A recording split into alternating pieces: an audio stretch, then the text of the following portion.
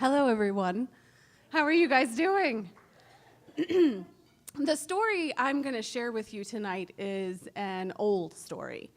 But the reason I want to share it with you is because I feel like as I have gotten older and my breadth of experience has widened, that this story has new lessons to teach me, and I'm hoping that I can share that with you tonight. So, are there any fishermen in the room? Anybody here likes to fish? Cynthia likes to fish, I know she does. Sam's fisherman, good. Well, this is for you and your wives, the fisherman and his wife. Once, there was a man who lived in a hut by the sea with his wife. Every day, he would push his boat out onto the green, glassy sea, and he would rock back and forth in the waves, casting his lines and casting his nets. And sometimes he would bring home so many fish, he could take extra to the market. He could sell them and buy the things that he and his wife could not make for themselves. Those were the good days. Then there were the not so good days. He brought enough home for them to eat, but that was all. And then there were the days like this day, on the day the story starts, where he doesn't catch anything. As a matter of fact, the fisherman had not seen a single fish all day long, and he was just about ready to turn his nose back to the shore when he decided to cast his line one more time. And of course, he caught something. He watched the shape as it rose up through the waves, and it seemed to glimmer in the dim light. And when the head popped up over the waves, it did glow. It looked as if the fish's head was covered with the brightest golden coins. And when he removed the hook from the fish's mouth, it looked him in the eye, and it said, "Oh, sir, I am an enchanted prince. Oh, please don't kill me and eat me. If you don't return me to the sea, I'll never have the chance to be a prince again."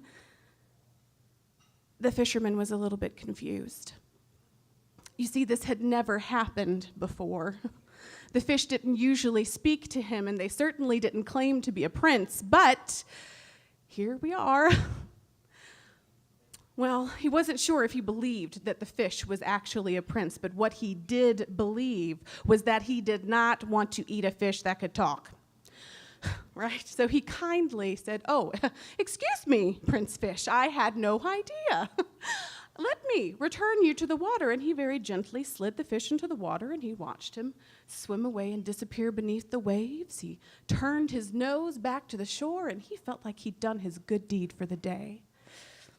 When he got home, he pulled his boat far up onto the beach, and he walked up the hill to his home, the little hovel by the sea, and there was his wife. She was standing out front, ready for him to come home. But can you blame her if she was a little disappointed when she saw that he was empty-handed? They sat down to their simple supper, and the wife looked at the empty space in the table between them, the space that would normally be occupied by a fish that she was getting ready to eat. And she said, "Husband, did you see any fish today? You didn't bring any home." And the husband, he hadn't really been paying attention to his wife since he got home. He'd sort of been thinking about everything that had happened the day before, so he very thoughtlessly blurted out, "Oh, that's not true, wife. I absolutely caught a fish today." And the wife looked at the empty space in between them on the table again, and she said, "Well, where is it?" And he said, "Well, you see, the fish talked. He told me that he was an enchanted prince and that I should return him to the ocean, so that's what I did." The wife just nodded at her husband, and she said, "He was an enchanted fish." Yes, he was." "And did you ask him for anything before you kindly returned him to the ocean?" "No, I didn't." "Husband, husband, he was an enchanted fish. You gave him back his life. He owed you a wish. We live in a hut by the sea. Could you not think of anything that we might need?" And the husband said, no, I didn't think of that. I know. I know that you didn't think of that, but I think that we should think of that, and I think that you should go back down to the ocean, see if you can get a hold of that fish, and talk to him about that wish. And the fisherman said, well, I don't know how I'm going to do it. I don't really know how you're going to do it either, but you know what? You're the fisherman. You are the fisherman, and you can figure it out. The husband, he was paying attention now, you see. He noticed that his wife was a little agitated, and she had that look on her face. He recognized that look now. It was the look that meant that if he didn't at least go and try to do this, that there would be no peace for him this evening. So he got up from his simple supper of porridge, and he went back down the hill, and he stood by the sea, the green, glassy sea, and he couldn't think of anything to say. I mean, how do you get a fish to come to you? How do you do that? So he thought about it a little bit more. And finally, he came up with something. He wasn't really sure if it was going to work, but it was the only idea he had, so he went with it. And this is what it was. Fishy, fishy in the sea, come ye prithee here to me. For my wife, good Yishabel, wills not as I'd have her will. Or it was something like that. Anyway, it worked because suddenly he saw that glimmering form rising up through the waves, and then out popped the glowing little head, and he said, hey, man, how you doing? What's up? What can I do for you? And the fisherman said, oh, Prince Fish, I have a problem. Well, what is it? How can I help? And the fisherman said, well, I told my wife about our encounter earlier today, and she got really upset. She said that you are an enchanted fish, and because I gave you back your life, you owe me a wish, and she sent me down here to talk to you about that. And the fish said, well, you know what? She's not wrong, so what do you think she wants? Well, said the fisherman, before I left the house, she told me that she wanted a cute little stone cottage, you know, the kind that has the wall in front and maybe some fruit trees with geese and ducks underneath out back. She wants that. Oh, that sounds awesome, man. Sure. You know what? She has it. Go home to your brand new cottage. And so the fisherman smiled, and he nodded, and he turned around, he walked back up the hill, and when he got to the top of the hill, he found a brand new stone cottage, and there was his wife, standing out front, dressed in a beautiful new dress. He said, oh, wife, how lovely you look. How gorgeous is this cottage. Oh, we shall live here together in peace and harmony. And his wife just smiled. And she brushed her new apron down her front, and she said, well, we'll sleep on it. And sleep they did, guys, in a brand new feather bed. The next morning, the fisherman rolled over and stretched luxuriously, and he looked at his wife. And then his face fell because he could tell by the look on her face that she was not happy. And he said, wife, what's wrong? We have this beautiful cottage, and you have these lovely clothes. Why aren't you happy? And the wife said, husband, I think that we did not consider long enough. I think we acted too quickly. I think we sold ourselves short. I think we should have asked for more. Go now to the fish and tell him that I want to be a noble lady and that I would like a castle. And the fisherman said, wife, nobility? Come on, we're simple folk here. I'm a fisherman. Do we really need a castle? Do we need a castle? And his wife looked at him. She put her hands on her hips, and she said, I will have you know I am just as good as any noble lady. And once again, the husband looked at his wife. He saw her face. He saw that she truly meant what she said. And so, back down to the side of the sea he went. He stood by the edge of the sea, and this time it wasn't green and glassy. This time it was a little gray. And the wind had begun to pick up, but still he said that thing that he came up with a few minutes ago. It had worked the first time. Maybe it would work this time. Fishy, fishy in the sea, come ye prithee here to me, for my good wife Yishabel wills not as I'd have her will. And it worked. There came the head, rising up through the waves, and pop! Out came the shining head, and he said, hey, it's good to see you again. So soon. What can I do for you now? And the fisherman said, oh, fish, my wife is not content. She thinks that we acted too quickly. She thinks that we did not consider long enough. She thinks we sold ourselves short. She wants more. She wants to be a noble. She wants a castle.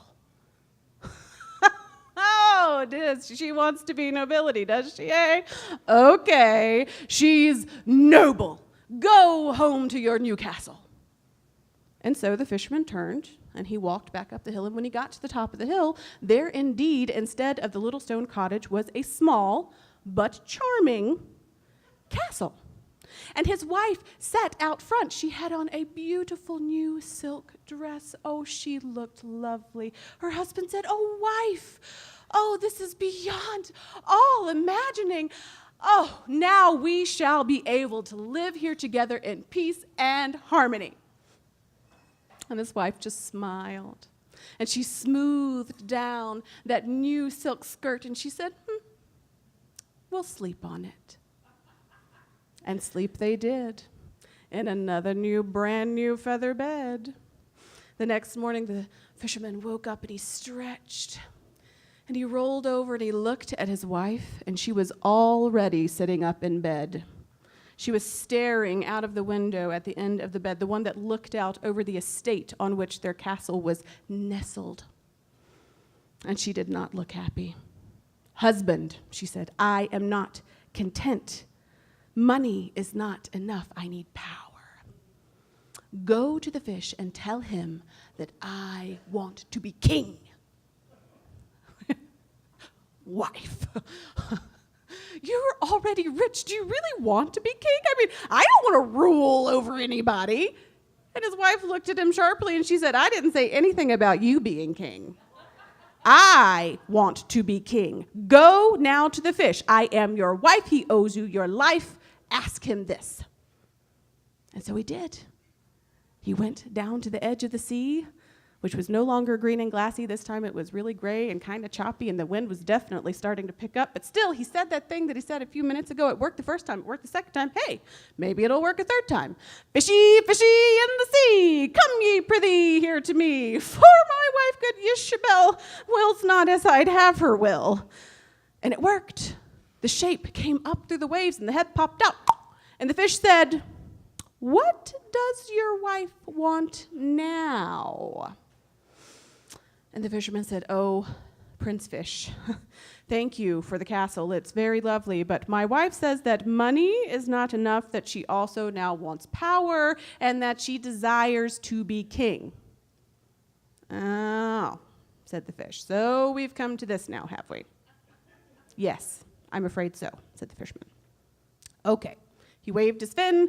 Now she's king. Go home to your brand new king.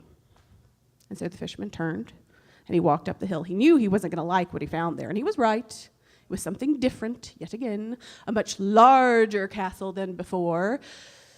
But this time, his wife was not waiting for him by the front door. This time, he had to go all the way into the throne room to find her. And she was seated on a high throne, so high he could just barely touch her foot, which he did. And he said, wife, are you king? Can we live here now in peace and harmony? And the king folded her royal hands and said, yes, we are king. Note the use of the royal we. We are king. Well, said the fisherman, can we live here together in peace and harmony? And the queen, or the king, rather, folded her hands and said, well, we shall sleep on it. Well, the king slept, The fisherman pretty much tossed and turned until morning came. And even though he woke up fairly early, he was not earlier than the king in rising. The king was already sitting up in the bed. She was staring down through the window at the end of the bed at their kingdom, and she did not look content. And her husband said, "King, what is it? What is it? What do you want?" And the king said, "Husband, it's not enough. I don't know why, but it's not enough. Go now to the fish and tell him that I desire to be Pope." And the husband, he did just like you. He laughed. It was mostly, honestly, out of nervousness in his situation. But he laughed and he said, "Wife, wife, do you really want to be Pope? You're already king. Why do you need to be Pope?" And his wife looked at him in a way that he had never seen before, and she said, "I am your king. You must do as I say." And the fisherman realized that she was right. She was the king. And if you didn't do what a king asked, who knew what a king would do? So back down to the edge of the sea he went. And this time the sea was gray, green, and the waves were high. The wind blew the sand across the beach. And he could barely hear himself, but he still said the thing that he came up with a little while ago. It worked the first, second, and third time. Hey, maybe it'll work a fourth. "Fishy, fishy in the sea, come ye, prithee, here to me. For my wife, good Yishabel, wills not as I'd have her will." And the fish came. He rose up through the water, and he said, "What does she want now?" And the fisherman said, "She wants to be Pope." "Really?" "Yes, it's true. She wants to be Pope." "Okay, fine. She's Pope. Go home to your brand new Pope." And so the fisherman turned and sadly trudged up the hill. And when he got to the top of the hill, there was a palace far finer than the king's. And the throne room was twice as long. The throne was twice as high. He couldn't even reach his wife anymore. She didn't even really look like his wife anymore. But still, he came to the bottom of the throne and he said, "Wife, are you Pope?" And she said, "Yes, we are Pope. Ecclesiastical we, not royal we." The fisherman said, "Can we live here together in peace and harmony?" And the Pope folded her little ecclesiastical hands and she said, "We shall sleep on it." And the fisherman just waited for dawn. He just waited for dawn. And when the sun came up over the horizon, he rolled over, he looked at the Pope, the person who used to be his wife, and he said, "What is it, Pope? What do you want?" And the Pope said, "I want to be God." I know, it's a ridiculous request, right? Ridiculous. The fisherman, he knew it, he knew, but he also knew he had to do what she asked because she was Pope, leader of everyone on the earth. So he went back down to the edge of the sea, and this time it was black, and the sky was purple, and he could barely hear himself speak. He screamed into the wind that raged across the water, and somehow the fish heard him. And he came to the top of the water, was tossed about on the waves, and said, "What?" And the fisherman said, "She wants to be God." And it was as if time froze, the ocean froze, the wind stopped, and the fish looked directly into that fisherman's soul, and he said, "Fisherman, go home. You and your wife now have everything you need to get what you truly want." And the fisherman said, "Thank you, thank you, thank you, thank you." And he turned and he began to climb the hill. And as he climbed the hill, he could feel the wind begin to die down. He could hear the waves calming in the ocean. And when he got to the top of the hill, there was the hut, the one that he started the story out in. And right there by the front door was his wife. She was dressed in rags, but she had never looked more beautiful. And it's true, she wasn't happy, okay? So she wasn't happy. She was pretty when she was angry. But she wasn't happy. You don't go from being Pope to a fisherman's wife in one day and be happy about it. But the fish, he spoke the truth. He truly did. They had everything they needed to get what they truly wanted. Because from that point on, every day, the fisherman and his wife pushed their boat out onto the sea, the green, glassy sea. And they rocked back and forth, casting their lines and casting their nets. And if they didn't always bring home enough fish to take to market, they always brought home each other. And that truly was enough.